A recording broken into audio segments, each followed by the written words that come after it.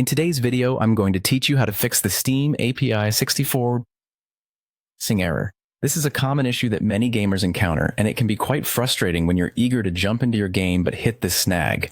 Fortunately, resolving this problem is usually straightforward and only takes a few minutes. So let's dive in quickly and go through the steps together. The first thing you need to do is open your Steam client. Once it's open, head over to your library. This area contains all your installed games and is your starting point for diagnosing and fixing the error.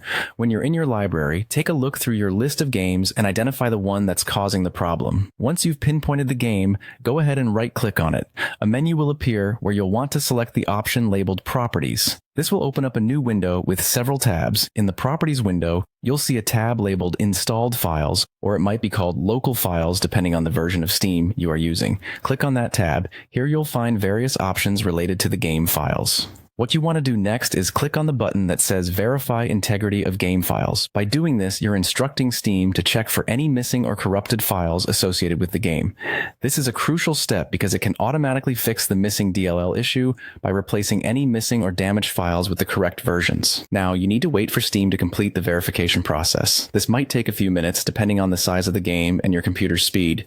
When the process is finished, try running the game again to see if the issue has been resolved. If you're still experiencing the error after verifying the game files, don't worry. Sometimes the solution might require a manual download and placement of the DLL file.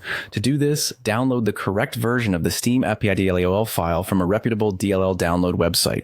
Be cautious when choosing a download source, as you want to avoid potential security risks. Once you've downloaded the DLL file, you'll need to place it in the game's main directory. Typically, this is located within your Steam directory under the common folder of your installed games. Once placed, try launching the game again.